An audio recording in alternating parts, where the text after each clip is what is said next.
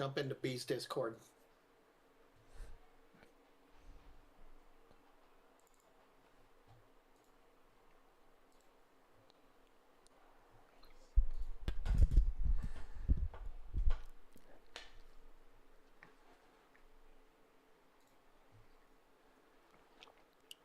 My bad on that. GTB and I have been talking for the last, like, I don't know, 2 hours. So as soon as I hung up with you, I called him, and we've been talking since then. I don't know if you can hear me, Smog, because I know you're in the other one. I can hear you, B. Okay. Yeah, I've been talking with him since that whole thing. He's a little concerned about his production as a player, and he's starting to create these other sheets that have all of his D&D Beyond stuff on it, and it's like, buddy, you're just creating another sheet that's the same sheet that you already have. It's just you need to know when to find it. He's like, well, I don't know what to do when it's my turn. I said, then you've got to start looking at what you're going to do before your turn comes up.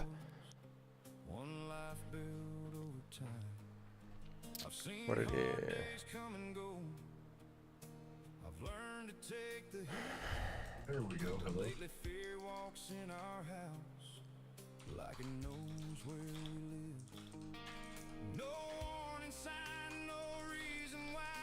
Numbers falling fast, and all the strength I thought I had couldn't make the moment pass. Don't make me face forever. I was wrong. Inigo is way technologically deficient compared to you. He can't even remember what to open. I can hear you through stream B. Oh, I know why. Now you can't. Yeah, I can. You can still hear me? Oh, nope. Before I'm ready to, I know you're not gone, I know you're here. I watched you breathe again, but I still see that bathroom floor when the quiet settles in. I called the help, I said your name, tried to keep my voice controlled, but your eyes rolled back, and just like that, my blood ran scared and cold. Doctors talking careful words, maybe this and maybe that, but maybe doesn't calm a man who almost watched his whole world crack. Don't make me face forever before I'm ready to. I can stand up to a hard life, but I can't stand losing you. Since '94 you've been the place my whole world circles through, and when I can't fix what's happening, I don't know what to do. You're still right here beside me, but fear keeps breaking through. Don't make me face forever before I'm ready to.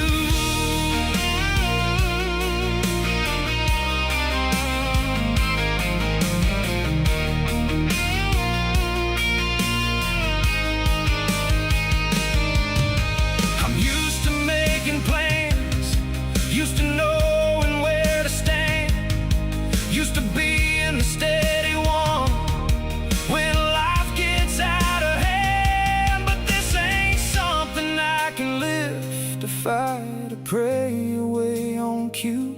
It's me beside a hospital bed, feeling helpless next to you. Don't make me face forever before I'm ready to.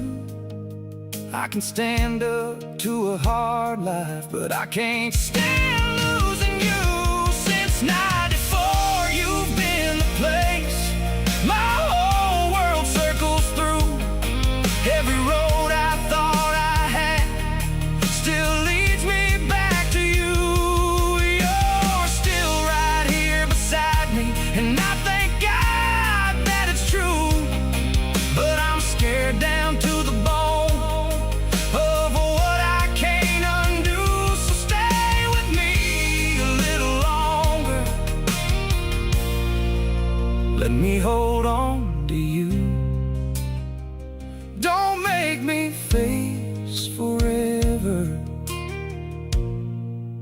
before I'm ready to. Not before I'm ready, not before we're through, not before I've had all the time I need with you.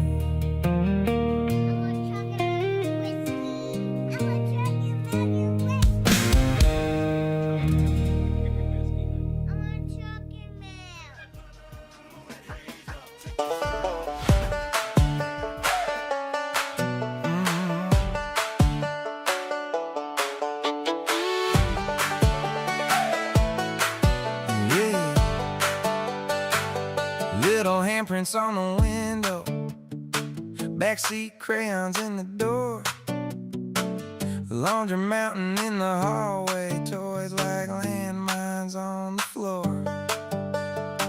You kiss my cheek in the kitchen, hair up, shoes in your hand. We're 5 minutes late to everything, but somehow right on plan. We don't slow down, we don't get it perfect, but I wouldn't trade what we got. Backseat crayons, sleepless nights, spilled milk mornings, Friday night fights, makeup kisses in the porch, light glow, baby on your hip, one more, don't go. We got big dreams in a small house life, 2 car seats in the middle of the night. If this is all we ever get in this world, I'm good, I wouldn't trade this kind of life with you. With you. Football cleats by the front doorstep, glitter stuck to my old jeans, cartoons humming through the living room, you dancing in the TV sheen. Bills stacked up on the counter, still passing that same old mug. But the way you laugh when they say daddy feels like more than enough. Ain't a straight line, ain't always easy, but I choose it every time. Backseat crayons, sleepless nights, spilled milk mornings, Friday night fights, makeup kisses in the porch, light glow, baby on your hip, one more, don't go. We got big dreams in a small house life, 2 car seats in the middle of the night. If this is all we ever get in this world, I'm good, I wouldn't trade this kind of life with you. With you. One day they'll grab their backpacks, run towards something new. We'll stand there in that driveway like we swore we'd never do.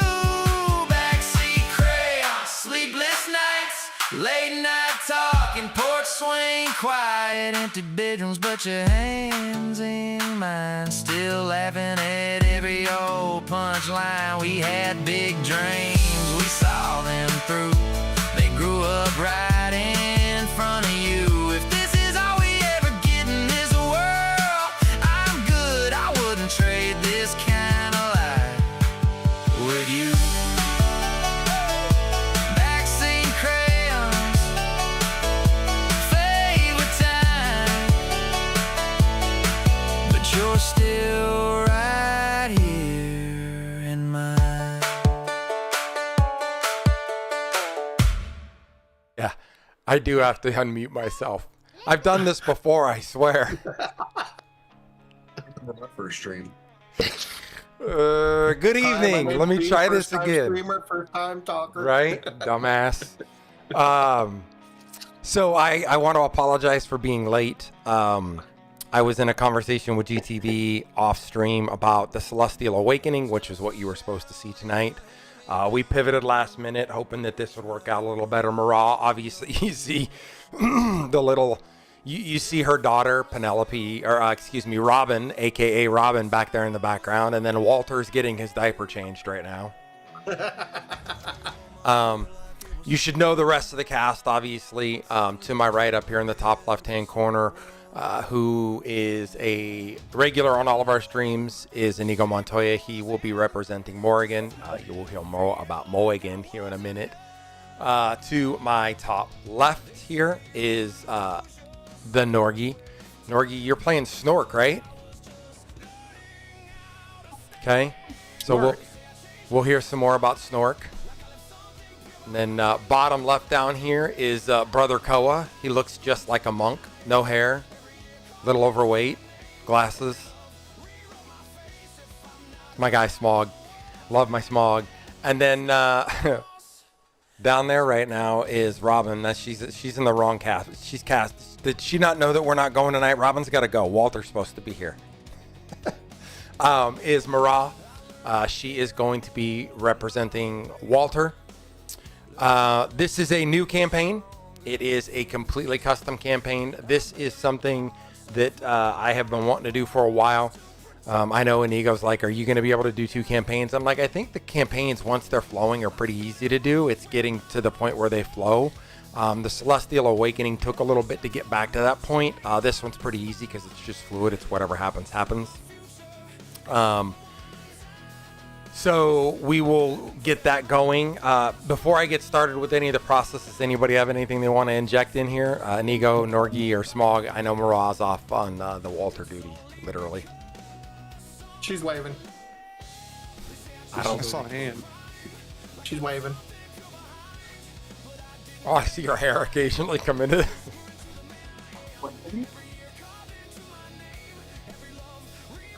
I love the chaos of children, yes?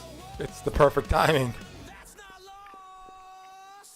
Speaking of perfect timing, it's my favorite time of the day. It is not 3:20. 420? It's 420, man. It is, man. All right, let me get my bot up on the top so that I can see chat. Where is it? Mix it up. There it is. All right. So, welcome to the Southern Reach. It is a Pirates of the Caribbean themed. I'm getting feedback from somebody. Test. Can't be me. I've got headphones on. I got headphones on. Test. That could be me. Just mute the Twitch stream or mute the Video Ninja, whichever, if you don't have the Twitch stream open. Well, I got the Video Ninja unmuted. Let me. Just mute the tab. Yep. Okay. Test now. There we go. There. So, Jeff, thank you very much for that.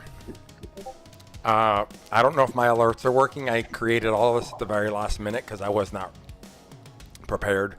I was thinking I had everything set up for the stream. I did not have overlay set up for the stream, so I had to throw all of this together on the fly. They will get reworked. They will be Southern Reach appropriate. So the Southern Reach is a Pirates of the Caribbean themed D&D campaign. The idea here is that we are going to utilize 16th century technology inside of a D&D world. The focus is on a custom version of what I would call the Southern and Eastern Caribbean. So think Bahamas, Port Royal,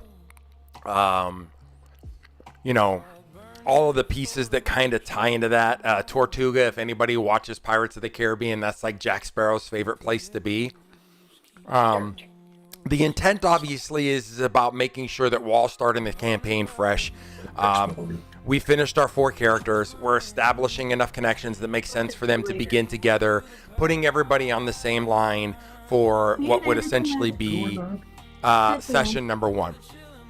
So, I'm going to control the world, the NPCs, but by the end of tonight, the 4 names will be on the ledger, and then what we do after that is really going to be player agency. It's going to be about what they do.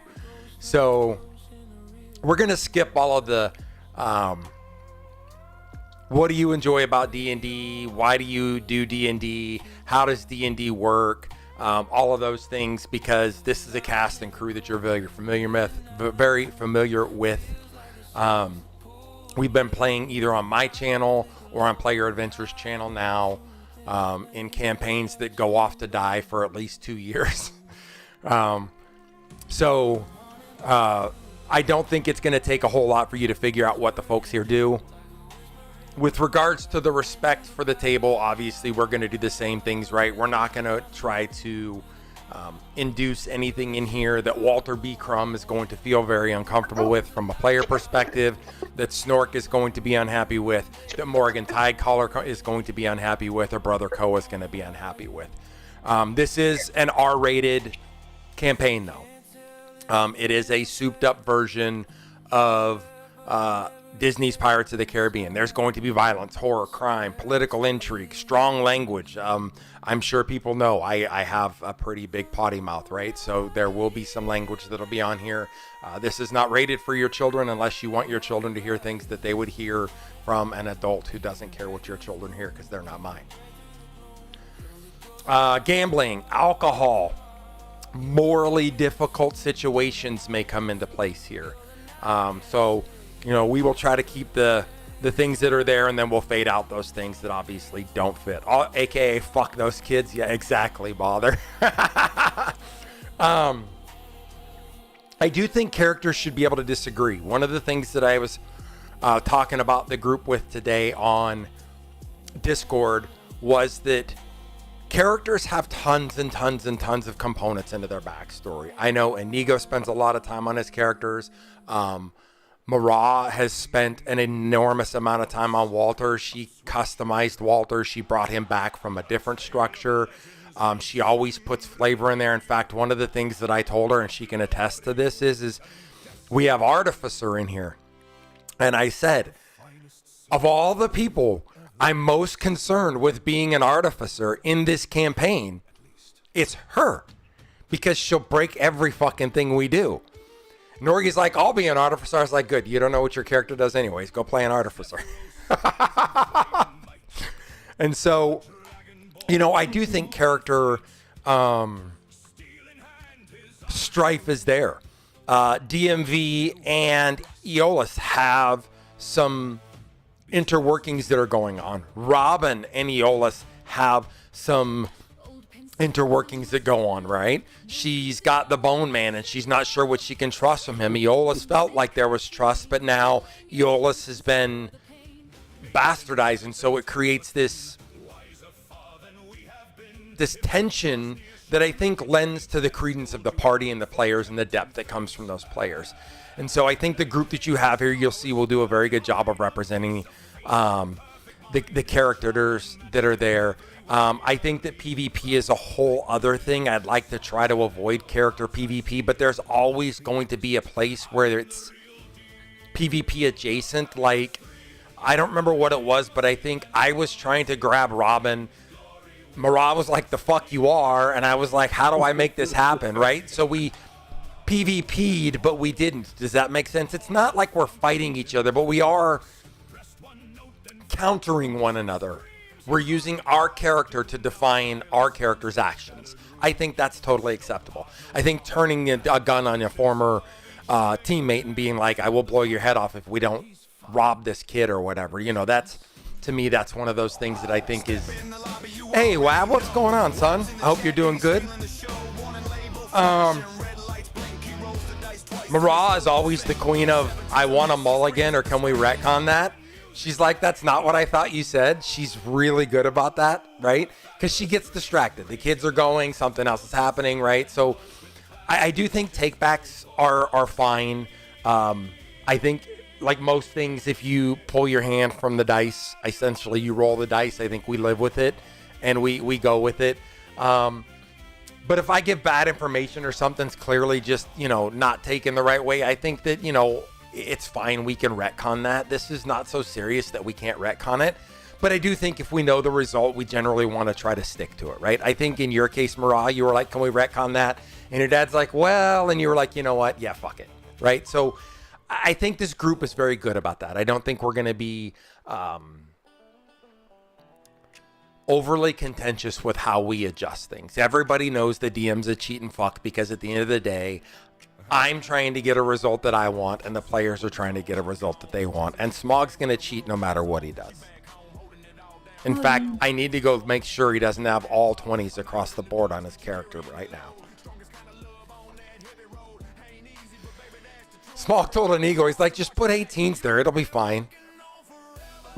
Sir, I do not appreciate the accusations there.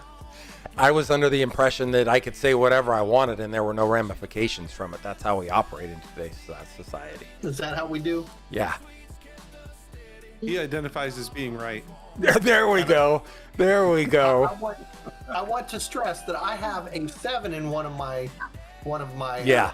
So here's what he did. 20, 20, 20, 20, 20, 20. So throwaway stats. I need to be stupid or I need to be strong. No. I don't use strength at all. 7. No, I did my dexterity was a 7. As a turtle, that totally makes sense though. Yeah. So But I got an armor class of 19, which was funny as hell. that it'll work, right? It'll work. Yep. So what is Southern Reach? It is an Age of Sail maritime fantasy based foundation. So think trips on a boat. So now it's not traveling between cities sometimes. Now it's I'm on a boat in the middle of the ocean and did I just hear the Kraken get released? Ships, Just as long as it's not a 7-hour tour. right? Or you wind up like Gilligan on an island all alone out there making radios out of coconuts. Oh, was it a 3-hour tour? Yeah, 3 hours. 3 hours. So ships, cannons, firearms. I do have pistols and I do have rifles set up for you. They're expensive. Each of you will be issued a single shot. One shot. And then a 3-turn reload revolver. So you may use it, but it'll take you 3 turns to reload it. Unless your artificer gets really good. Does it take 3 turns to use it as a melee weapon? No, you may use it as a blunt object. Literally pistol whip somebody? It is in the description, and when you get it as part of your character sheet, we'll add that onto your character sheets and get all of that set up. It can become a weapon. That's one of the things that I literally designed about it is yeah, it's cool to have a little bit of an overpowered weapon at level 1, right? It's nice to have that, right? But the idea is that you don't want to have it where you can just turn it into a repeater and I don't have to use any thought. I can just, put a new magazine in and the next thing I know is I got, 8.45s or 15 9mm bullets and I can do what I want to do. No, that's not how we're rolling. You get one shot, one big shot. And if you miss, it's bad news because now it's a club. There are magic components. The party can become privateers. The party could become pirates. The party could become merchants, form navies. Crime is a portion of what we talk about. Politics Not is on my watch. He said, not where I live, it's not. Politics is definitely always in play. I love the political intrigue that comes from having strife between party members, strife between political opponents in areas, and then strife between like continental or locationality. So think states, countries, like in Europe, Italy has one sort of political structure and next door France has another, right? So like you have that whole thing where you have territorial political components that tie to it. And then obviously the last part is exploration. The idea that you know where everything in this world exists is not really there. Think more flat world, not more round world. So people may go away and fall off the planet, or they just haven't had enough time to come back because they've gone so far away. So think Christopher Columbus era, right? Where you're not sure what's on the other side of the precipice of what everybody knows is the farthest away point. But why is all the rum gone? Exactly. Magic does exist. But magic cannot make the ocean safe. So even if your magic is ocean driven, it's got a limit. So I can't be a wind finder, let's say, and I want to make the boat go faster. Well, that's great. But if the boat goes or exceeds its maximum capacity for speed, it might cause problems in the construction for the boat. Does that make sense? So there's a yin and a yang kind of to the way that your magic will play a role inside of the Southern Reach. Reputation. One of the things that I love in Inigo, and I talked about this a lot earlier yesterday morning, I think, when we were running delves. Questing has consequences. If I take a quest for the Horde, then the Alliance folks get upset with me. I loved that part of WoW. And I like that there's a yin and a yang to that too, right? So who you work for is going to have some consequences. Think Star Trek, right? You're picking the Rebel or the Alliance, and you got to kind of do the thing, right? Similar concept. Not Star Trek, that's Star Wars. That's what I said. I heard you say Star Trek. Jeff's eyes twitching right now. No one owns the sea. People try to claim parts of the sea as their own.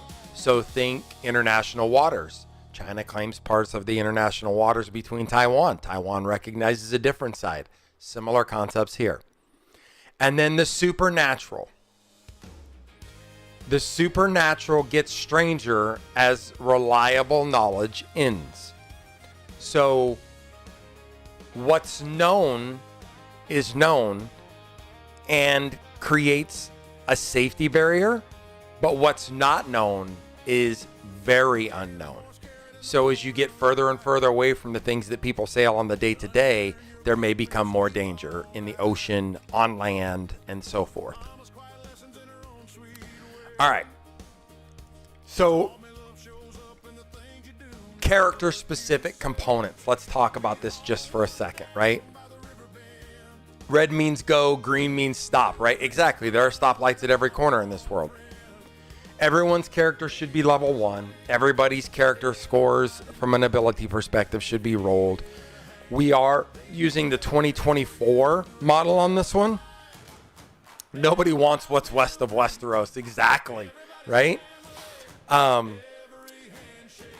Your backgrounds should be fleshed. Your origins for your feats should be structured. Your starting equipment minus the flintlock pistol that you're going to get should be there. Your weapon masteries, if you need them, are there. Make sure you have your weapons, your spells prepared. And then any strange D&D artifacts that you want to have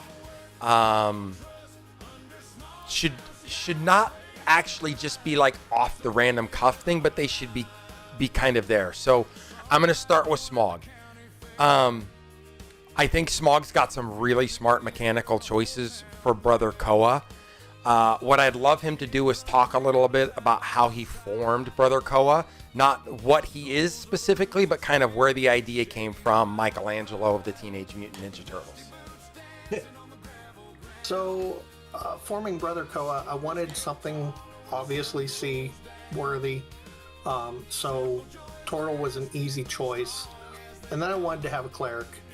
But I didn't want it to be a young cleric or an inexperienced cleric. So he has more of a story based on being able to be there as a solid figure. He has a background of believing that it's about the team, it's about hope, it's it's not one man for himself or one person for themselves. It's a whole party thing. So he's about 127 years old. Used to being at sea. His shell's got a bunch of carvings from the other ships that he's been on, where the crew has wanted to leave a mark on him, and so he has a bunch of marks on his shell. Knowing that he is a cleric, he ended up with a mace and a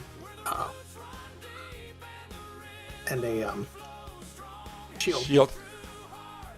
But he also has a lantern on his side, and that lantern is very significant to him. Throughout the night, when he's on the ship, he will light the lantern, do his ritual, and then he will leave the lantern lit and walk away. And it's for somebody else to put the lantern out, so that it's a symbol of passing the light on to more than just himself. He's not the only light. It's everybody comes together to make the light. Let's see. He also has, like I said, he's 127 years old, so he's got scratches and cracks in his shell.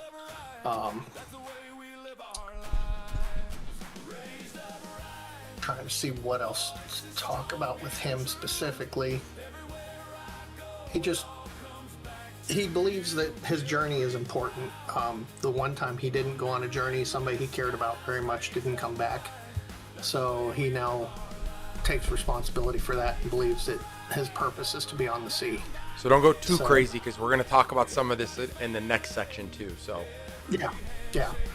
So, but now the nice thing is he is a little slow in movement, but he still has a decent dexterity or decent armor class due to the shell. it's not working, GTB. I don't know why. She's going to sleep. And then anyway. he chose spells specific to to what he's involved in.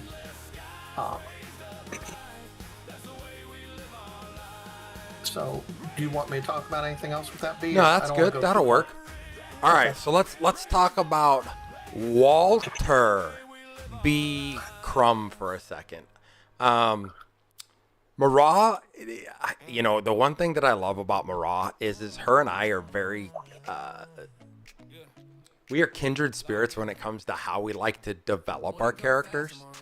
I love to have a character that's got an existing background that's depth and breadth and unique and just a little off.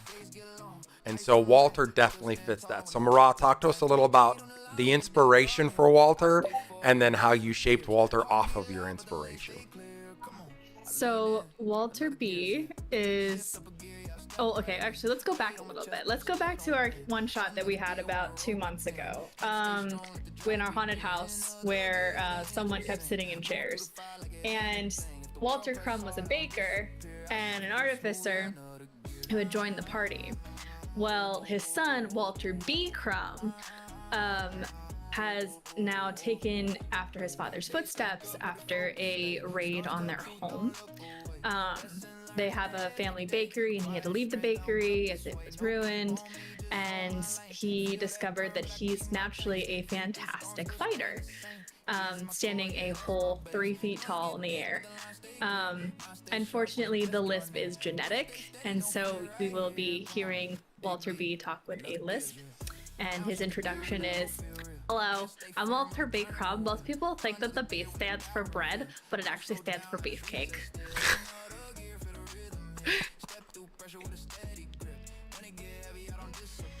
My hobbies include snacking and more snacking. Snacking. I like snacks. I like snacks. Yeah, I love it. Okay, so next is Inigo with Morgan. I absolutely love what Inigo did with Morgan. One of the things that I thought was really neat is correct me if I'm wrong, Inigo, but when we thought Aeolus was going to dip out, I believe this was the original replacement to what was going to happen with Aeolus was the paladin that is Morgan, right? Yeah, it was a different race, but basically when we thought Aeolus was going to stay beheaded, I would replace him with a paladin to add a chaotic element to what was already a chaotic group that tended to lean towards the not nicer side of things, and I thought that by introducing the paladin into that mix would like completely throw off a rogue and an undead healer and whatnot. I just thought it would add a lot of chaos to the group. So Yeah, I think so too. Eolus is he's back and he's better than ever, and he's kicking butt. So talk to everybody a little about your shaping for Morrigan and kind of how you kind of came to what she is, right? The idea of her background a little bit and kind of what she shapes into from the story perspective. So from the story's perspective, since this is a nautical themed adventure, I decided to go with a truly nautical type character. So she's a Triton. She's from the deep part of the ocean. Where she's from, there is no sunlight. That's how deep they are. Think of like the Marianas Trench. And they're a race of people that, for the most of their existence, have survived in and under the sea, with not a whole lot of interaction with the rest of the world that was going on because they lived so deep. But there's been some intrusion into her world, things like undead, apparitions, creatures that didn't normally exist in her world. And as a result, some of her visions through her faith, she's had some visions, and through her deity. She's not sworn to the typical gods. She is sworn to, she's devoted her life to the ocean and the deities of the ocean. There are a few different ones down there. And so it was just kind of one of those things that she's been almost kind of volunteered or self-volunteered to actually go to the surface where most of her kind don't go, to see if she can, figure out what's going on and why their realm is being pretty much invaded, I guess you would say, with these unnatural beasts and creatures and visitors that have been kind of like invading their space. So she's one of the ones that volunteered to go up top. Okay. So next is Snork. And I think it's really interesting because Snork was one of those things where, I think the big thing was just trying to figure out how we were going to get Norgi into what he wanted. He went one direction, and I was like, no, we've got to pivot from that. We need these specific things, these criteria. And he's like, fine, fuck you then. I'm going to go this route. I'm going to prove you wrong, and I'm going to pick the shit you don't want me to pick. No, in all seriousness. So Snork is one of those things where I honestly think Norgi has done a really good job of trying to manifest himself into a character. So Norgi, talk to everybody a little about Snork, what you think they should know about Snork. Don't get too far into it because we're going to cover a lot of, not a lot, but we're going to talk about your players' backgrounds and other things too as we go forward. But kind of introduce Snork a little bit here. So, for Snork, I decided that he was going to be a Triton that had an affinity and a fascination with ships and vessels. Tritons, they normally don't have ships and stuff like that. They rely on their natural abilities. But you can go farther on a vessel or a ship than you can just swimming. So he started learning from any source that he could get his hands on, and eventually kind of changed into an artificer.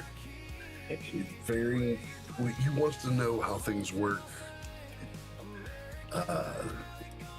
Navigation, one of his many hobbies. So some really like intricate backstory happening here. So, and it'll be real apparent why he is the way he is as things go on. He's gonna talk like he's drowning on the ground. Uh-oh. And, Work it. That's so funny. All right. So now what I want to do is I want to kind of give the characters a question to answer. Kind of where you are. So I'm going to go back to Smog, and I'm going to tell Smog, I'm going to say, how well known do you want Koa to be among the sailors in the area?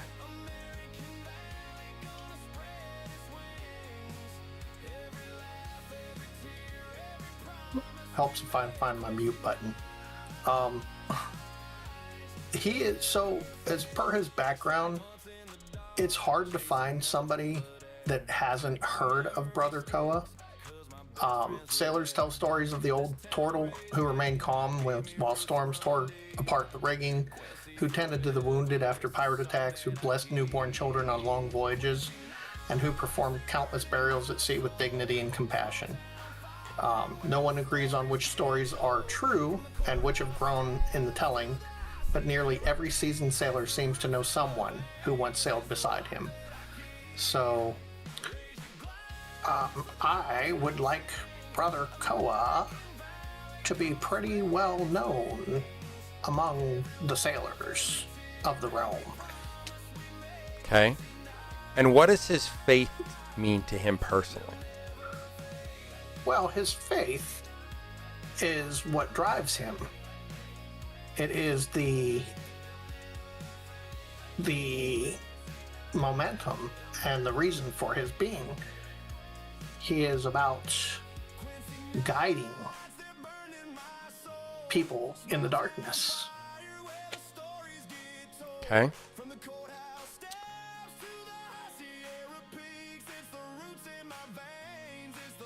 What type of loyalty matters most to Koa? To Koa, the loyalty that matters most is the hope and the camaraderie that brings people together. Okay. And why would a crew keep you aboard? Most importantly, because he is calm, he is steady, and he is able to keep people around him You're hot. the You same. gotta get off of me. I'm fucking sweating because you're so damn hot. She must have just come in from outside. Sorry. Slow and You're steady good. wins the race. I said the same thing, dude. I said he's the tortoise and the tortoise in the hare. Dude. You did say that. Okay. Inigo's AFK, so I'll hit Walter up here.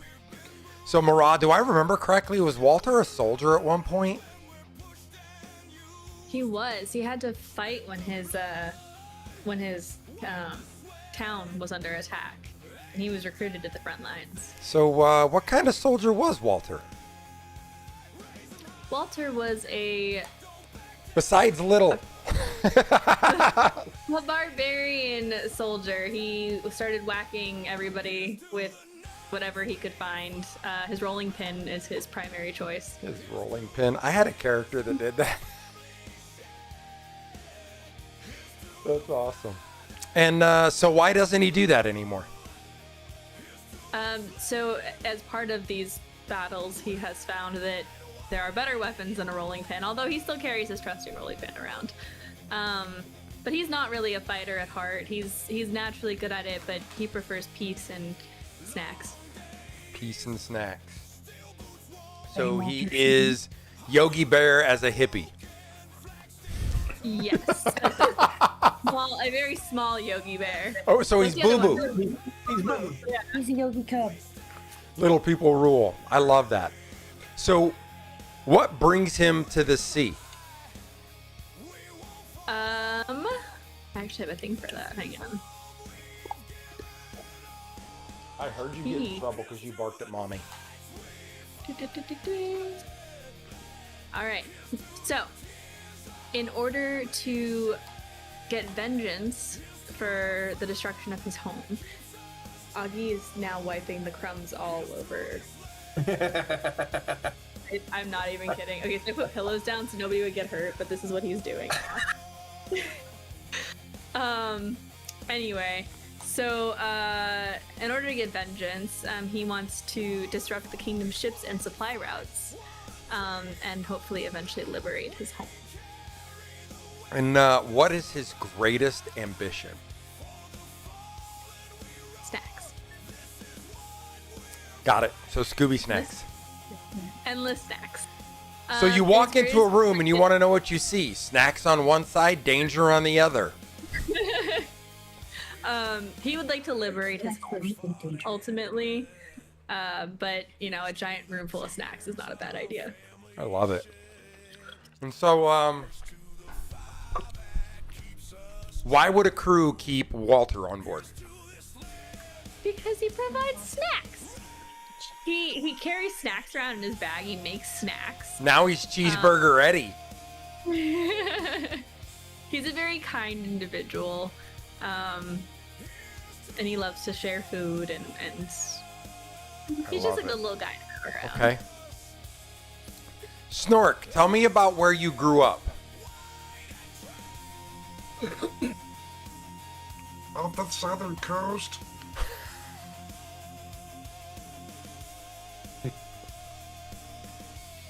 I watched ships all day. There wasn't, but there will be now. So, God. talk to me about how Snork decided they wanted to become an artificer.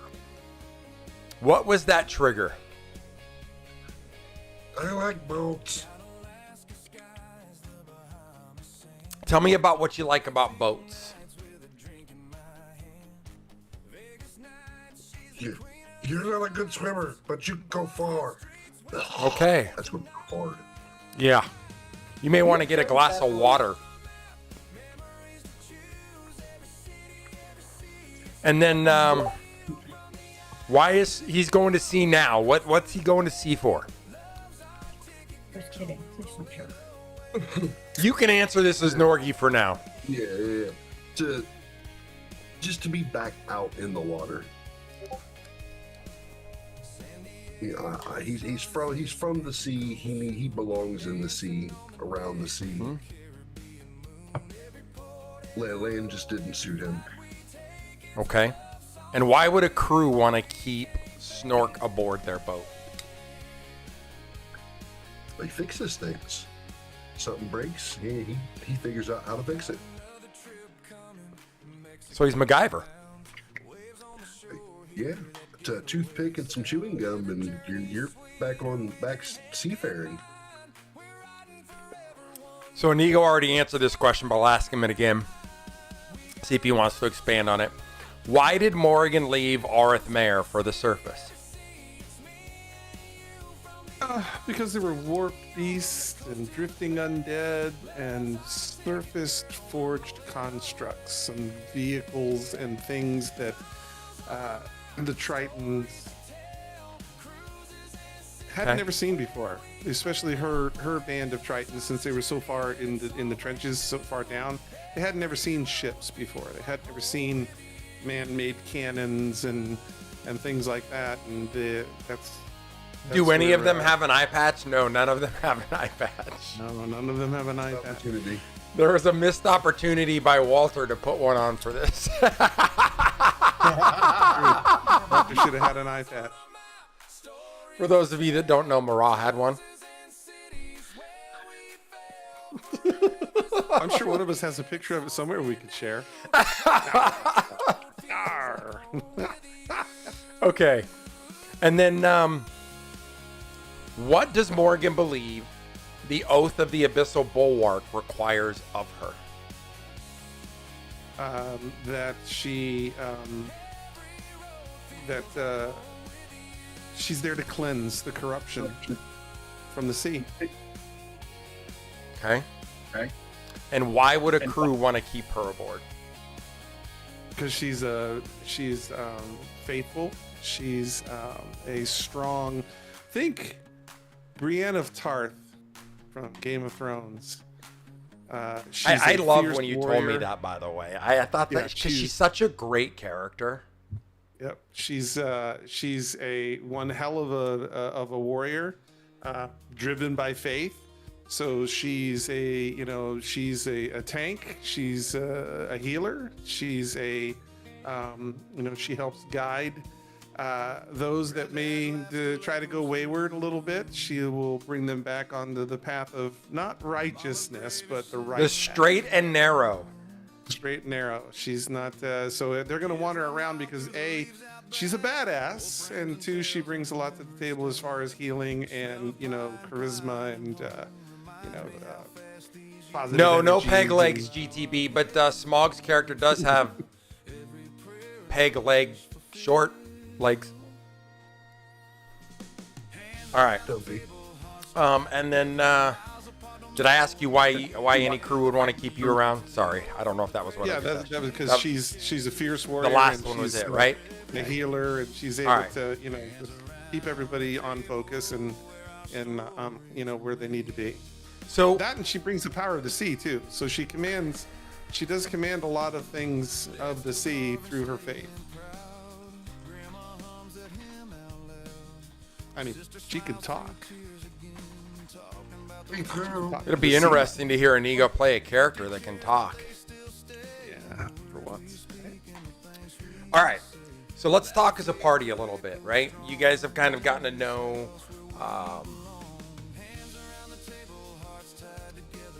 where we're at with the party, what the party does with regards to its functionality and how that works. Is there anything else you want to tell them about your characters, any of you?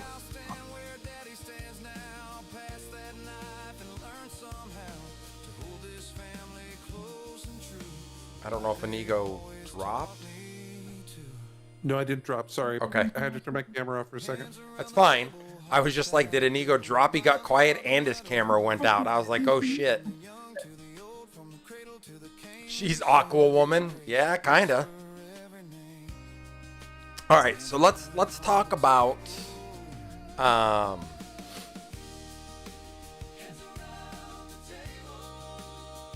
do you see anything that we've talked about to this point that you go, well, I don't know that my character fits that, or that there's a disconnect between your characters, possible alignment, components like that?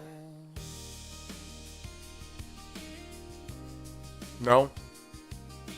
Nothing Got from along me. pretty well. Okay.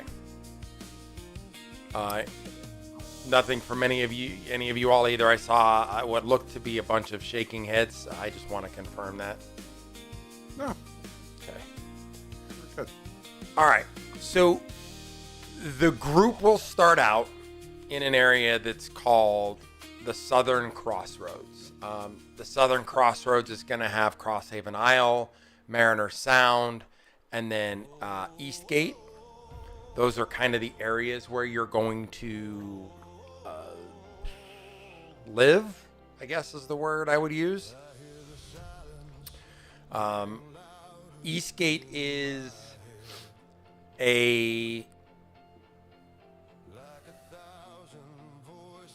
it's a wealthy, politically controlled portion of the island.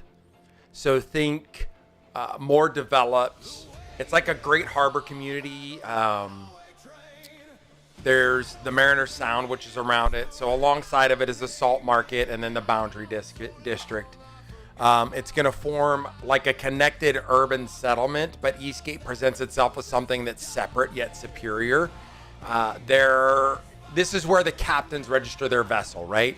Merchants legalize their cargoes. Foreign representatives present their credentials. Officials decide which claims can be recognized. Court settles disputes. Customs officers assess duties on incoming goods and services. Lenders, finances, things like that. So you want to get financing for a voyage, you go there. You talk to the clerks about preserving records upon which property, citizenship, inheritance, and commercial legitimacy is dependent. It's cleaner, more orderly. It has harbor settlements that exist inside of it. The principal streets are paved. It's got public squares that are patrolled. Its buildings are constructed to project permanence. Visitors kind of come through here in formal docks encountering stone quays, painted signs, uniformed officials that are out there that they can ask questions to, more polished offices, guarded warehouses, and carefully maintained public spaces, right?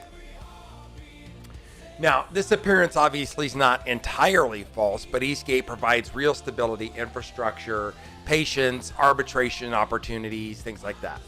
It also protects privilege, rewards patronage, and makes exploitation appear lawful.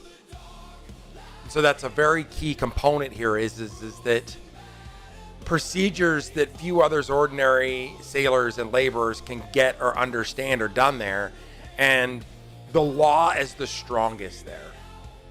So it's not necessarily more just, it's just more enforced is the way that I would explain that.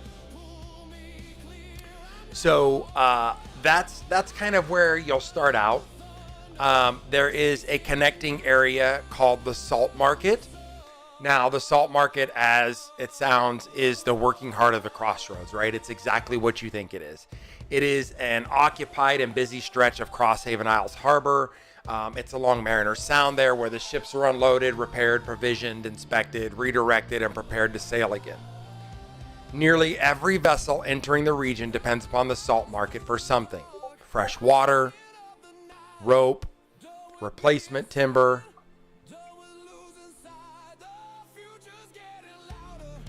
Yes, but not yet. It's on World Anvil. They're available if you want to read these on World Anvil. I can send you the link for that if you need it. I got it. It's to this one specifically, so let me see if I can find public view the world. I thought I sent this to you guys, but just in case, right there. And you should be able to see some of the pieces that exist there. Story has two sides. Shut up. It is public. We can see it. Okay. The song is my way of acknowledging her side of And the embed's working. That's nice. And then so what I will do is I will publish these and get them so that you can see them. I guess apparently they're still private. I thought I fixed that, but I guess not. Published and public, so it doesn't look like they're a part of that process. Give me a few and I'll figure out why that's missing, but it definitely shows them there. I think it's the way they're organized now and they're not pulling from that, but anyways. So as I was saying, all the ships rely on the salt market for something: fresh water, rope, replacement timber, hired labor, cargo storage, food, information, a berth safe enough to wait out bad weather, right? Things like that. Eastgate may issue permits, record tariffs, or claim authority over the harbor, but the salt market performs the physical acts of completing those things that Eastgate made legal structurally from a systems perspective. Warehouses, repair yards, markets, workshops, hiring squares, taverns, crowded residential streets extend outward from the waterfront in layers shaped by function rather than careful planning. It's louder, dirtier, more dangerous than Eastgate. So think of it as a more industrialized area, right? It's also more socially mixed. It's far more productive and essential to daily survival. Sailors, merchants, dock workers, fishers, migrants, shipwrights, guards, smugglers, pilgrims, criminals. This is, for lack of a better term, this is the melting pot of the areas that you're going to start in. It is that cross section of where the legal meets the illegal. It is chaotic. It's not unstructured, but written law exists alongside guild customs. So think unions, right? The rules the unions have are a little different than the rules that the law has. Well, the union kind of pulls weight here, right? So the dock workers may have expectations that the law says that you're supposed to do. The dock workers like, we don't do that here. This is letter spirit, right? So Most people survive under the understanding which authority matters in particular streets, yards, piers, or warehouses, right? It's a place where unknown adventurers can earn their first coin, make their first enemies, and build reputation through visible action. The settlement rarely carries anything from person to person. It cares whether they arrive on time, keep their word, finish their work, and remain standing when trouble begins. So the salt market is what, if you're a person who is used to terms, it's a brackish area. It's where the salt water and the fresh water kind of meet, right? Then there is the third area. The third area is called the boundary district. This is the least formally controlled area of the three areas. It is connected to harbor settlements. It is on Crosshaven Isle. It occupies places where Eastgate's authority becomes less certain. Salt Market's labor economy becomes informal. Inland roads meet the harbor, and odd claims to land and property overlap with generations of occupation, abandonment, rebuilding, and disrupted and disputed ownership. The boundary district is where jurisdictions blur. Records contradict one another. Loyalties change, and the difference between legal and illegal often depends on who is asking. Streets claimed by Eastgate may be maintained by neighborhood residents. Warehouses registered to long-dead merchants may hold 20 families, an unlicensed workshop, a hidden cellar, or maybe even a smuggling operation. A tavern may serve as a hiring hall in the morning and an informal court in the afternoon, and a meeting place for political intrigue agents in the evening. It's frequently described by outsiders as lawless, and it appears that way, but it's inaccurate. It's not lawless. It's just they're local, conditional, and unevenly enforced. So it's a lot about who it is, when it is, and where it is. So you kind of have to watch your P's and Q's inside of the boundary district. Written authority is not always obligated. Patronage and ability to call upon people willing to act on one's behalf is not always there. A stranger carrying an official seal may be ignored. A dock worker who has kept their word for 20 years may settle a dispute with a sentence of their own. Eastgate publicly condemns the district. Salt Market routinely blames it for the theft, smuggling, and labor and unrest. Both settlements depend upon it. The boundary district handles what the rest of the harbor needs but cannot publicly acknowledge. So it's like this red-headed stepchild, if you will.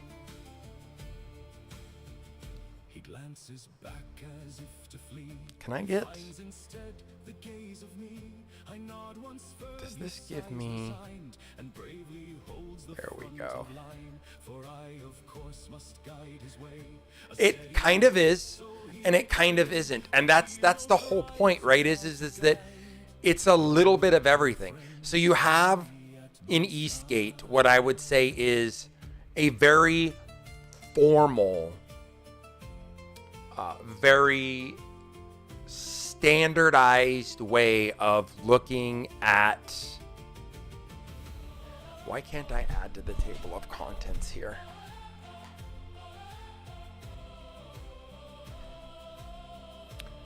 It's showing me as a folder, but I don't want to use it as a folder. And it won't let me edit it. Interesting. Let me do this then.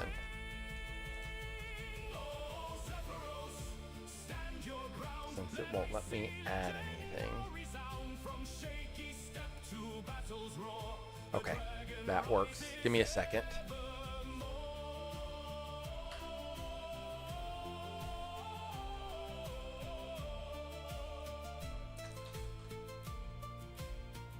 And should he trip or lose his way, I'll still ensure he saves the day. Okay, on that page that I sent you, do you guys see a link now that says this? I just fucking edited that link. It didn't take, hang on. Do you see a link there at all? It's there. It just is a link right now instead of an actual What are you talking about? Where? on the World Anvil page.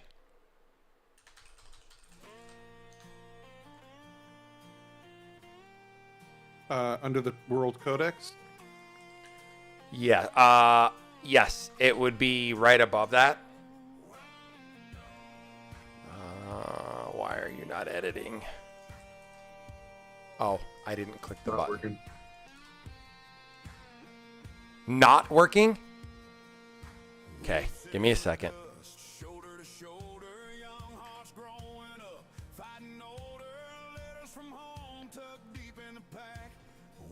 You'll see the main sheet that you shared. Yeah, give me a Southern Reach. second. I need to do this differently, I think. Oh, that may be why.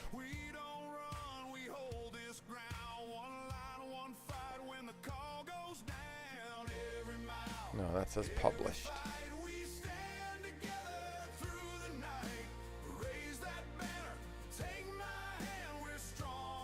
Yeah, Southern Crossroads just appeared there, B. Yes. Can you click that? Yep. And what does it do for you? Takes me to the Southern Crossroads. Gives me the map on the right, the overview, the geography. And then if you scroll all the way to the bottom, Uh-huh. do you see some linked pages? Yes, that was already there though. For the Southern Reach, Uh-huh. talking about the Drowned Reach, Black and Lantern Cay, and Crosshaven. Where did you see all of and that Long at? Flat. At the bottom of the page. It's Oh, been I there the see whole it right time, there. Okay. Good call, Inigo. Thank you. And the link worked from the actual page itself. Yeah, because when you mouse over it, it brings up the whole descriptive page so you can read through it. Okay. Perfect. So that Southern Crossroads does work down there. That should show you everything you guys need to know. Again, because it is a world that is new to you, I have given you a little bit more information than you would actually have. As players, obviously, you kind of have to figure it all out. If you need those images to be able to be clickable to make them larger, I can do that. I've turned that off because it's there. You can right click on it and open the image and see the full image and get the whole view of it if you need it. If you right click, and say open it in a different tab, it brings the full size page. Yeah, and you can see it all. It's just trying to cut down on how much shit pops up at you. Everything on there is populated with something. You have enough information to read about it. The idea behind it, I will put this out there for everybody else that wants to see it too. I'm going to go here. I'm going to go like this. And put that right there. So that's right there. You can see it all. It's the other islands, the other pieces, the things that you need to know, all of that stuff. There's a ton of information here. You can digest as much of it or as little of it as you want. But the idea behind it is that, as always, I want to give you guys something that is substantial, but not overwhelming. You can learn what you want to learn and you can leave what you want to leave and obviously go down the pieces and parts that tie to that, right? So that's kind of what I envision from where we're at there. So what I'd like to do now is talk a little about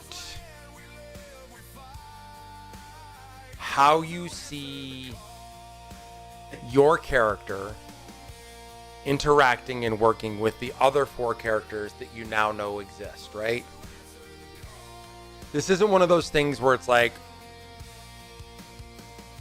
you don't have to be friends. You don't need to have known each other for years. You do have to have some sort of connective tissue though, right? The idea is that Session 1 can't just begin with 4 random people who don't have any idea of who each other are, and they're obviously just tied together, and now they're going to start working together. So what I need to try to figure out is how you guys want to connect with one another, how each player is going to try to find a connection across the board. Well, there's going to be an easy connection between me and the other Snork. Snork. It's going to be an easy connection between me and Snork because we'll identify each other as Titans.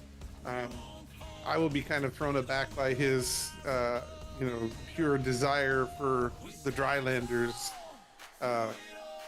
tools and mechanisms and things like that, because from my perspective it would be a little off-putting, but I would have an affinity with him or her as being a Titan. And then of course the turtle, hey, it's another sea creature, another beast of the sea. And Walter Crumb, I mean, as a protector and paladin and like motherly type, I'm here to protect her, but here we fucking go again. As a child. And he was gonna be carrying around a little kid wearing big ass pants, glasses, and a fucking stick. I do have a picture of her actually holding Walter. He can't avoid it. You should show her that picture. I don't know if I showed her that picture. Did I show you that picture, Mariah? While you guys are doing that, I'll be right back. Oh, good. Let me see if I can put it in the southern reach here. Anyway, so I mean, I think there would be a pretty good affinity, from among the group. I think it, from my perspective anyway, I think it would be interesting. And she's, of course, her alignment is lawful good, or there you go, Marat, in the southern region.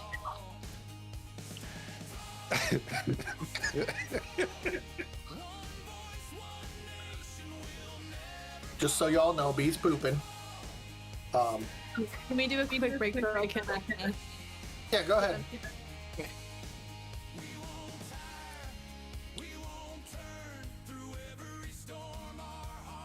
What you eating over there?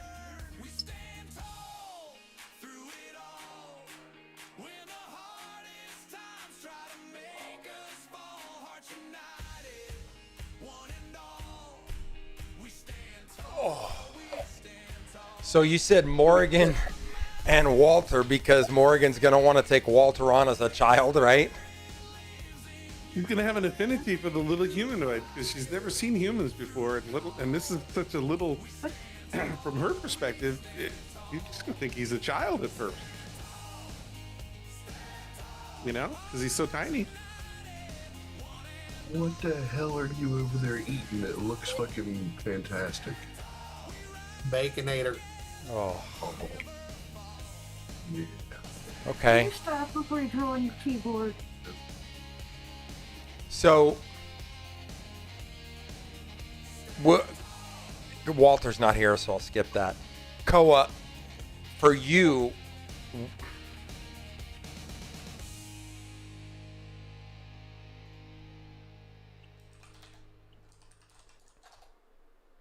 Did I lose sound from you? no, my kid just messaged me something, and I'm trying to figure out what he means.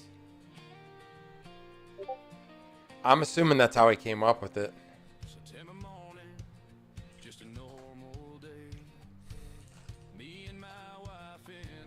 All right, so Koa would have a tie-in with Morrigan, maybe based on reverence of the sea, sharing religion, maybe?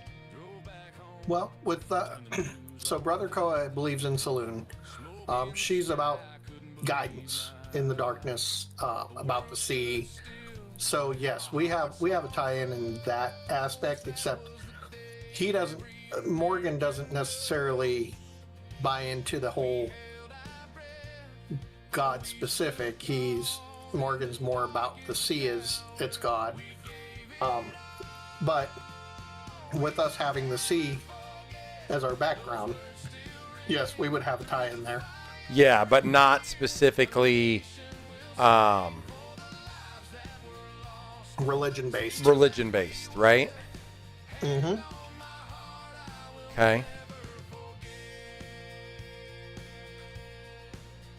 What about with Snork? So Snork and I would get along. Maybe I'm sure. you've run across Snork fixing something somewheres. Yeah.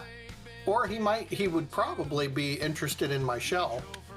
with the carvings and whatnot from multiple people. Due to the fact he's an artificer, seeing something unique is always interesting to an artificer. Right. What say you on that, Snork?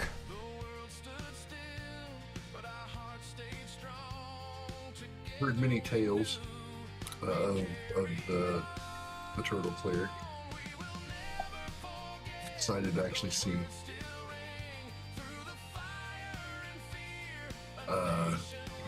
Me and Morgan would probably get along, like Inigo said. Well, hang on. Let me finish with Smug first. So, your tie-in with Walter is that. Say that again to me now. Mine? Yeah. I thought we were talking about Snork. I'm sorry. I'm looking at Walter's name on the sheet. Go. So it would be the fact that I have all the repair work and the carvings, the small carvings made by others, simple symbols and stuff left behind on my shell. Mm-hmm. Because it's something unique. It's something design-wise. So I believe that we would have a connection there where he'd be like, that's really interesting. How did that happen? How did this come about? So By a the way, crafted item that was you a way could bond you over. were when you were talking about your relationship with my character. You got to remember, my character actually, it would be a religious tie between the two of us, because my character is, the faith is Thalarak, the Storm Trident Sovereign, and I've sworn an oath of the Abyssal Bullrock, but my deity is the lawful good Ocean King and divine ruler of the deep waters, guardian of all that's beneath the waves. His domain is not of chaos or wrath. He is the order within the storm, the calm beneath the crushing pressure, and the judge of the abyss. So it is a lawful good alignment there. So I think that would be something that would tie the two of us together, you being a cleric and me being a paladin, along the same line. So I think there would be a little bit of a, while I may not, be of the same deity of yours, but I think they would align pretty good. Yeah, what I meant by not having a religious tie-in is you don't share the same religious beliefs, but you share a belief system that is the same. Yeah, along the same lines. Oh, I check your text. You check your text. Don't yell at me. All right, and then how would Koa and Walter align? Well, Walter,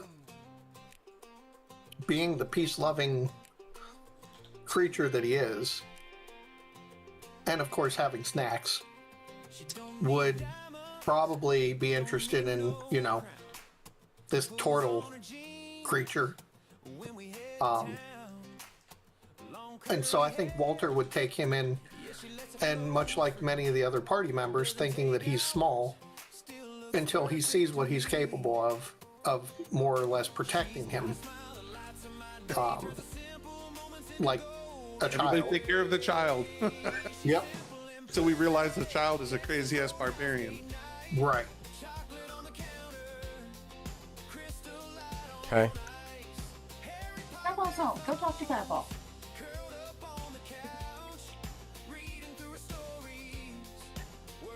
It's okay to say no. Just remember that. She's cooking. We're in the kitchen. I'm doing stuff. Do you want me to go? No. Take your time. No, it's okay. I can. That's why I moved you to the kitchen so I could talk while I do this. I just Let's see. Oh, yeah.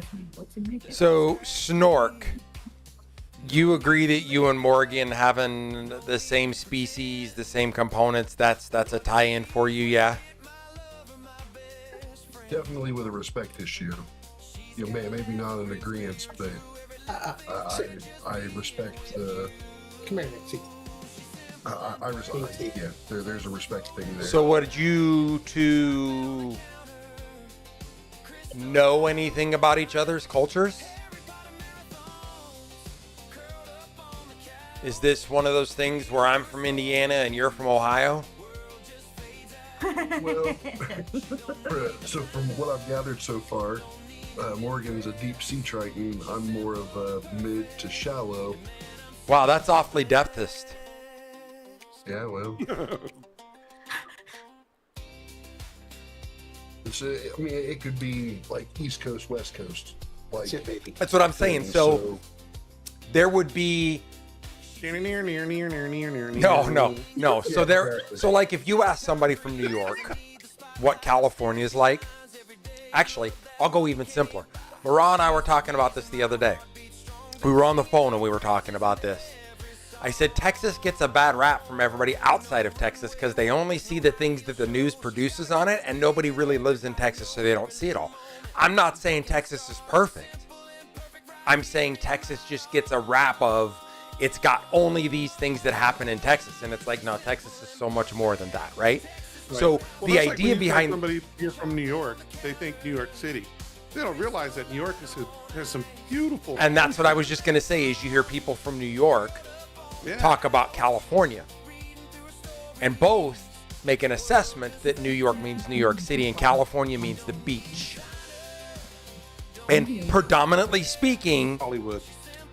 but the truth is you talk to most people, the thing that they think of when they think of California, they think the beach. That I grew up in California. Everybody's like, "Oh, you live near the beach." No, I don't. It's 6 hours in one direction for me to get to the beach, bro. I don't. Right? And so what I'm trying to portray here is there can be familiarity, but inaccuracy. Big one with the bubby. Right. And so that's what I'm asking what is your is alignment there, Norky? What's your character's alignment? chaotic neutral. I'm gonna do the best job I can, but I'm only really concerned about my job. okay. You could be saved though. I'll have to work on that. Yeah, good luck. Snork, you agree with Koa on the shell thing? Oh yeah, that's going to be fun to observe and document and listen to the stories. Are you gonna ask if you can leave a mark too? Is this? Are we gonna wake up one morning and see him with his knife like trying to scratch Snork? Snork was here. This is the Ronald McDonald. No, That's Nixie. Nixie, stop. I would much rather observe than leave my mark. Aw, I wanted to sign the shell. Figure it out there. I should have had a little cuttlefish or something. You should have. That would have been funny. That's happening. All right. And then Remember to put me in a bag so and get Snork her and away. Walter. What's that gonna look like? You have to have a familiar, don't you? I don't know. It's going to be interesting because, like, being from close to the area, I'm going to be familiar with a lot of different people and stuff like that. And this little thing is going to be an anomaly. Yeah, so that's the thing is how are we gonna tie Walter and Snork together in a way that allows Snork to Snacks. Well, if it's snacks, I mean, obviously the little human is bringing food, and it's going to be interesting. What is We're all going to have an affinity for this little humanoid. like So where it we has a start? temper tantrum. Do we start on a boat Are you finding a pair of jeans then? or on land? I haven't decided. I think that's something I want to work out with you guys. Do you guys want to come in on a boat? Do you want to start on land and that's how we get together? I'm just trying to first figure out how your characters will work together before I throw you together. Does that make sense? I think it would be better to have her or have Walter on a boat already, and then He can be the cook for the boat, and then he already has like an affinity for everybody. Everyone likes him. He's a good guy. He's a lawful neutral Okay, boy. so let me do this. I want to find something that is indifferent of location. Okay. And the only reason I say that is I think the boat thing is easy, but that's a crutch. The idea is I want it to be something that it can work if we stuck you in the air, if we stuck you at the bottom of the ocean in Atlantis.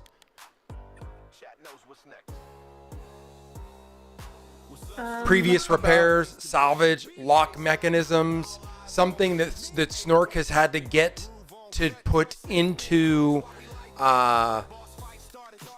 something Walter uses. Walter worked in a bread place. Did they have somebody, an artificer, come in and do work? And it was Snork. How about his rolling pin? I would say Walter bought a small business. He went to an art fair, and he was selling a rolling pin made of beech wood and walnut. It was like beautifully linseed oiled. That's how he met him. Her. Him. It's a pretty him. He mixed up. So Snork bought a rolling pin from Walter? Oh, no. Snork made a rolling pin. Or Walter. Okay. Thoughts, Snork? It's got to be of a different material than that. Is maybe some kind of waterlogged driftwood. Driftwood, yeah, like maybe. Yeah. That's fine. It could be a display pin. What if it's used to be driftwood that's no longer driftwood, that functions like regular wood but has some artificer magic that it works the same as other wood but weighs more so it presses better or something? Side, so it weighs more for what it actually. So instead of having to roll You know 20 what? times, you know only what, have to. though? How about this? He made the rolling pin out of buried ancient forest that used to be above ground, and then it was taken over by the sea. And Okay, let's not get into freaking creating canon yet. No, it's called like woodfall, dude, where it's ancient wood under sea. It's hardwood. But that's on a specific island.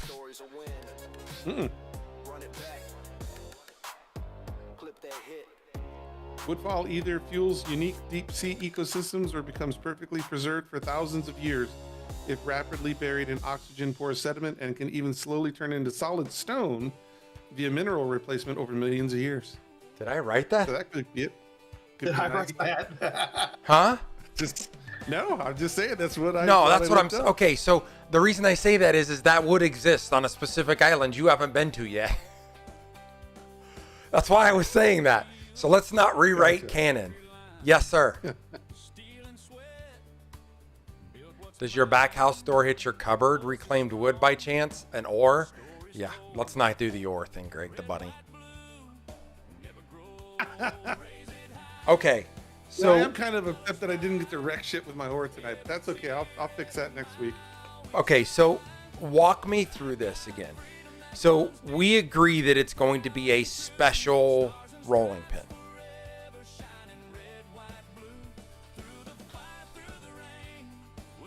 It would be Walter's unique item, like something that's nobody else would have.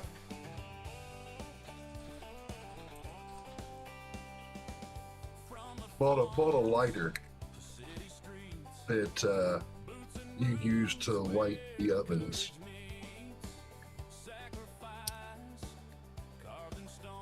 How about, instead of going that route, what if we pivoted a little bit?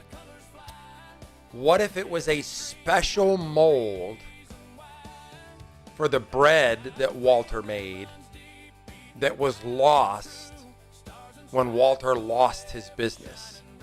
But that mold was a part of the special bread that made Walter's business so successful. Then it's not an item that Walter has to carry. That saves weight, right? And then the second thing is it's something that's now Don't feel the sticker. gone but not forgotten and was integral into Walter's success because it was special, because the artificer did something so that it cooked the bread just right. How do we feel about that? Bread comes out perfect every time.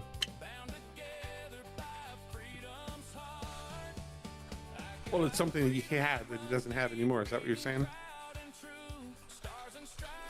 Yeah, Walter said that he lost his business as part of his background, right? So when he lost his business, this special pan went with it. So it could be a trigger. So thinking in terms of like how you hook from a character perspective, there's a possibility that pan could still there's a possibility the pan could exist. Now I've got a side quest I can link to if I want to. Does that make sense?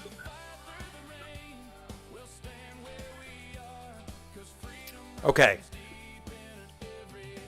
So, do we have everybody?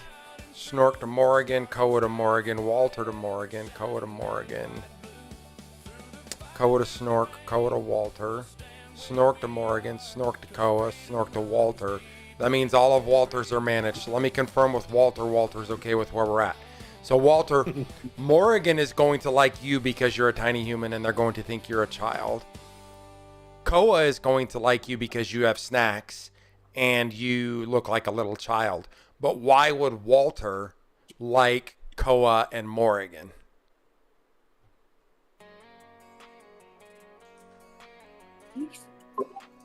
Waitress very, always comes by when your mouth is full. you know, Walter's very agreeable, and he generally loves everybody.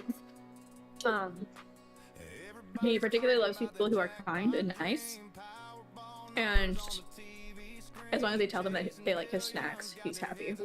He's just a happy boy. And let's not forget, it's a turtle.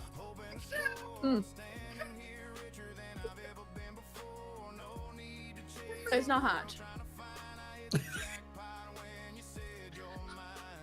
Is it hot? It's not hot. Anyway. It's hot. It's hot. It's hot. Yeah. What do you? You know why You it's could funny? probably Because watch it's the not part. me. And it's also funny because I finally read what she posted earlier about she's over here fighting for her life earlier. I was like, Yeah. been there, done that many times. Yep. So he doesn't really need a reason to have friends. He basically makes friends wherever he goes because he's a little social. But remember, I'm trying to use these to pivot into possible storylines too. So it can't be I just like everybody. So why would you like somebody who's from the bottom of the ocean that's different than you? They like you because you look like a little human and they're totally intrigued by that. What about they introduced him to the cuisine, the seafood cuisine? Okay. And now he goes to them for advice for, like, to taste test all of his recipes before he makes them for the ship. Okay. It's your friend, not food. Just kidding. Oh my god, can you fucking imagine you're all Mind his Captain hard fucking days. Planet the entire time, Inigo?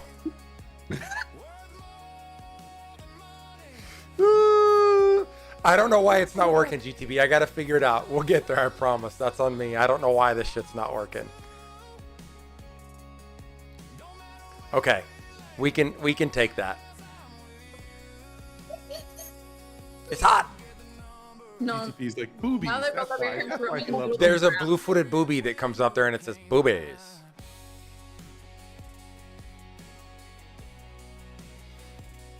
Yeah, but Norgy's character is a male, and my character is the only female out of the group. So Yeah. Yeah. Okay.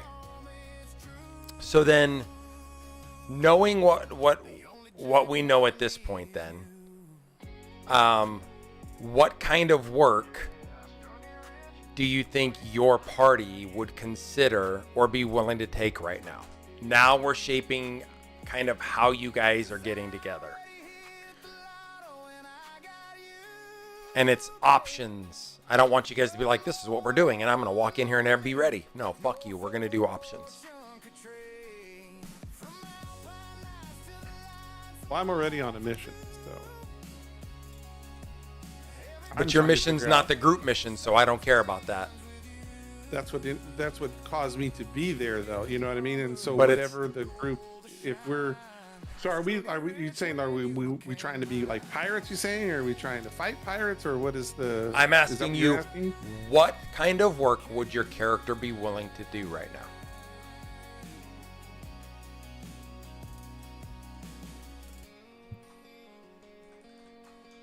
Good question.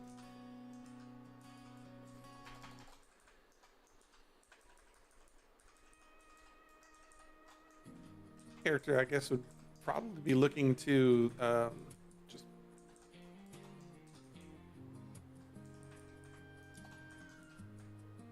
my character would basically be doing research right now. Trying to figure out Research. why. Yeah, trying to figure out why her realm is being inundated by all this crap from the top side. Okay. But then the rest of the group isn't interested in that. No, they're not. So You that gotta doesn't tie leave the that entire into- group together. That's about your character.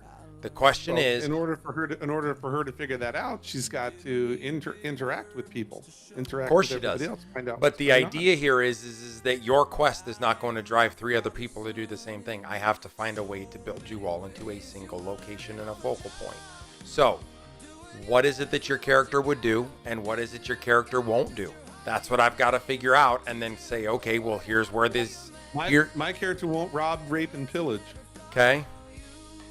My character would work in the kitchens and bakeries, but he'd also probably like to do like some underground work, so that it's a normal job during the day and then underground work during the Okay. night kind of thing.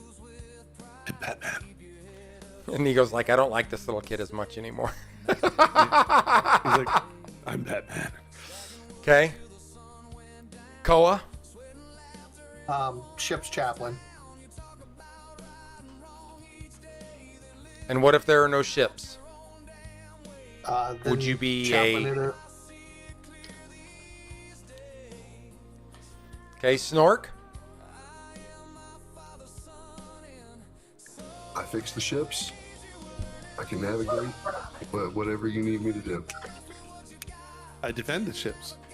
I defend the people on the ships. Or the There land. we go. If it comes down to it, yes. What'd you say, Inigo? I'm there to defend those that need defending. So master at arms. So I would hire. I would be a Master at arms. master at arms. Yeah. While also being a beacon of Hope. like a religious. Think Oh my God.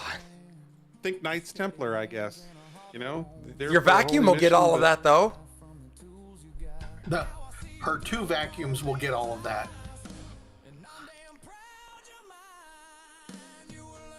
I was literally joking with a coworker because he had a baby around the same time that I had a buggy, and he's like, isn't this stage really awesome? I can just sprinkle Cheerios on the floor. I'm like, we don't have that phase in my house. Like, we don't have floor food in my house.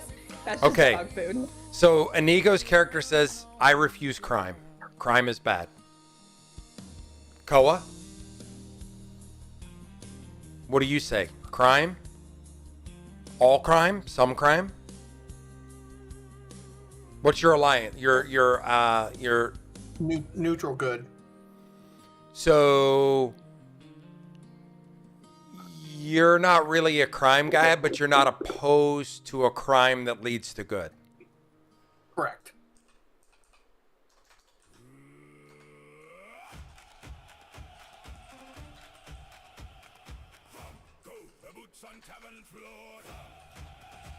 Okay, Snork, what wouldn't you do? We're pirates, love. Hey, whatever we got to do. Snork's like, okay, so let me ask you a question then. Would you hunt somebody who broke the law? I want to keep as low profile as I possibly can. That didn't answer my question. Would you hunt someone that broke the law? You're going to get paid.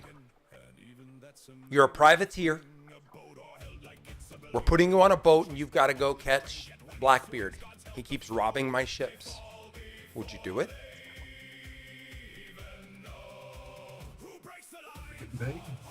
Okay. So Snork has nothing he won't do. He's a whore. Only Snork's back up. Okay, Walter. There's nothing you won't do? No, there's no crime. He won't do crime. No He's crime. also good. Okay, Norgie, how about human trafficking?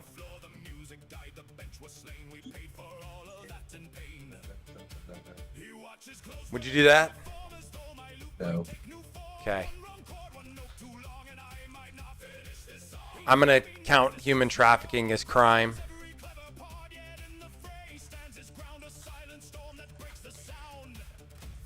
A little bit of pillaging, a little bit of plundering. Yeah, I got you. Slavery is not all right, no matter where the fuck you're at. Okay. Okay. Indentured service. Yeah, I got you. So we've picked those things. So now the question then becomes, why are you willing to give these three people a chance? Whose boat is it? Doesn't matter. It's my boat. Well, I'm part of the crew. Part of the ship, part of the crew. Take it easy there, Part of the fucking ship, bootstrap part of Bill. the crew. No. So the idea here is waiting. what would you say to these three people? You're like, I'm going to give you my loyalty because what? Give them your loyalty in exchange for your life. Don't kill you. We're here together. There's other people there. We're part of the crew. That's You're assuming you're on a ship. You could be plopped into the middle of this town. We could be on a stranded island. I could put you on a log in the middle of the ocean that runs into a ship 4 times. remember I'm a Triton. That don't work. I hear you. But my point is that the idea here is what is it that you want to look at these three people and say, I'm willing to trust you at least once because Inigo, yours is your mission. Yep. Right? I have to trust somebody to be able to get my mission done. So. And Remind me good, again what so what the mission is. inherently my mission. Yeah. To My find out mission about is the to find undead, out- right? Yeah, find out why things are happening in my realm, which is the causality of what's going up on a top side. You know what I mean? Whether it's good versus evil, Yeah. whether it's war, whether it's whatever that driving force is. But at the same time, I'm the first. Like, part of my background story is like I'm the first paladin from my group to go topside from a peaceful perspective. Like, I'm Right. not going up there to wage war. I'm actually going up there, Yep. basically on a fact-finding thing and to see if I can't, figure out what's going on. Okay. Koa. Why would you give these three people a chance? I think yours is easier because you're a fucking cleric, so you could be like, I'm a priest, I see the good in everybody. Yep, that's a lot of it. Like I said, for example, I'm going to get along really well with the two lawful good characters because they're good people.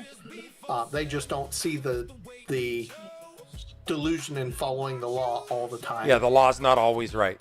Right. Yeah, I got you. Whereas Norgie, his character is more of a challenge to try to save him.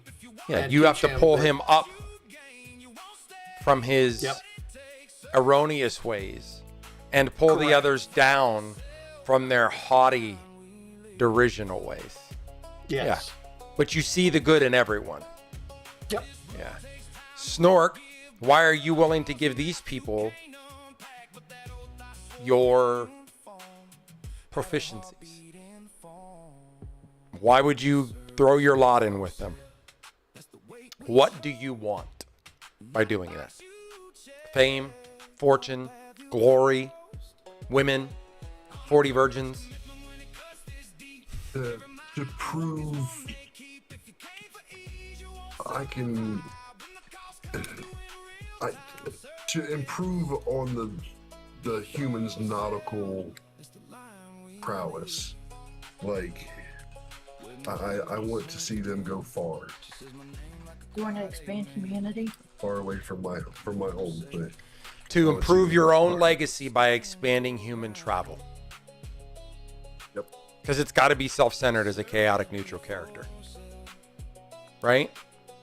Yep. To prove that I can Their build the great goals and this is the Sheldon line, right? My brain is better than everybody's. Right? Because it is. It's him saying, I just want to make everything better and to people to know I did it. Right? And Walter's on poop duty. But I think Walter's mission is, I need people that I can trust to help me do this. And each of you brings something to my mission. It's very much like Inigo's. You need support Walter needs support for his mission to recover his business, essentially.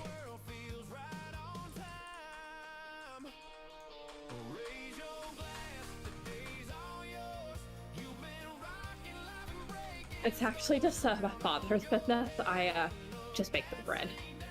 No, so the question real quick, Murad, you can just pop your head on and shake it, yes, is would Walter say, I'm in leagues with you so that I can help recover my business and you guys can help me get that answer?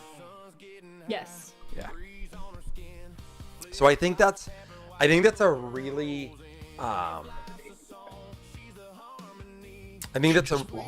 a really good foundation, right, on where we're at with that. Because the idea behind it is I have to then try to take this stuff and then adjust it into the storyline, because you know me, I love to try to take what you guys give me and then build that into the storyline. And so I can do that and get those pieces kind of cranking on that, and then we can wrap that into what goes forward there, right?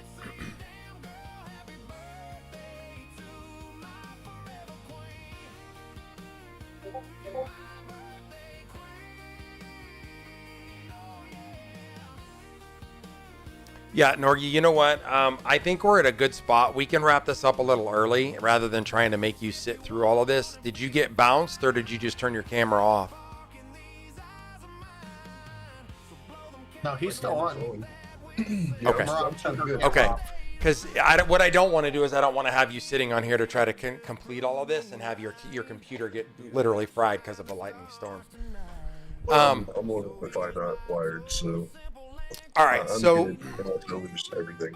let me kind of skip down to some of the things here towards the end then, so we can get through these and then we can kind of get out of here a little early, so that way I can make sure Norgie gets control of his situation and Miraz got chaos going on. So we're yeah, exactly. So I think we've understood what your characters are without saying, well, who's your captain, who's your leader, are you guys pirates, who's your crew, how do you support factions? That I think we can lay out as characters. We believe all 4 characters function now. We believe we have all of the mechanical components working for them. We don't need to adjust anything for them, I don't think. Roll 20 and Beyond 20 we know works. I need to get a couple of things done, and then we can import your characters, and we'll see how that's going to go, and then I will try to get that dialed in there. Session 1, it looks like we're just going to swap when we did these, so TCA will be the following week. We'll just adjust the calendar. Does that make sense for the odd men out? And then we'll go TSR the following week after that. And we should be okay with those breakouts. Okay, so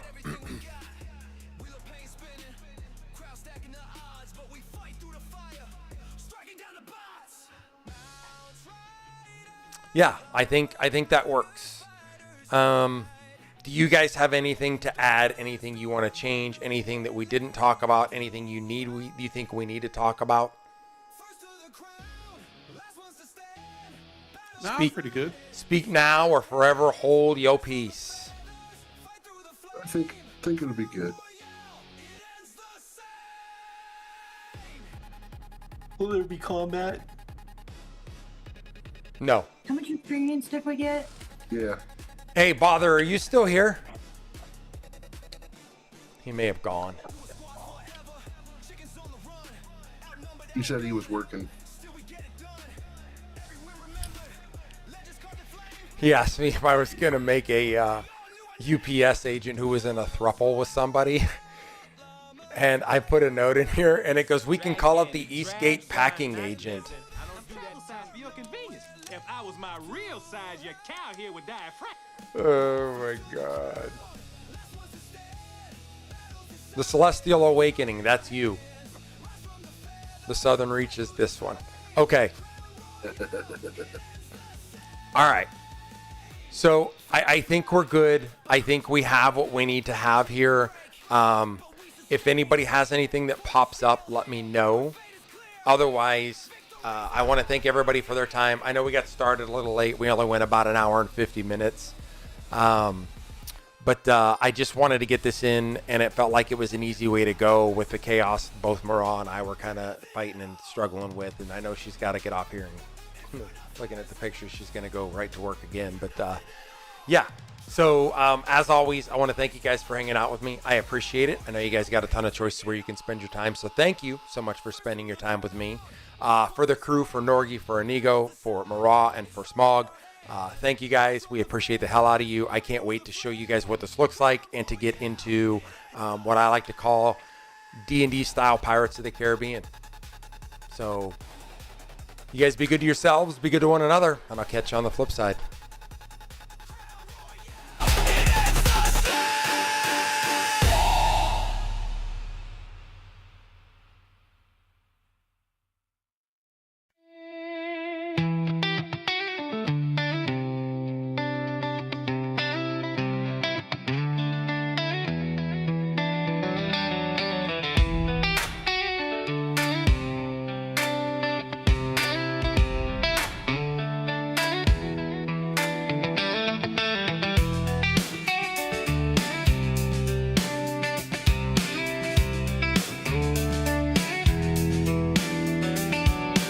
I learned early that the days move fast, blink and the present turns to past. I was chasing what I thought I needed, never noticed what I already had.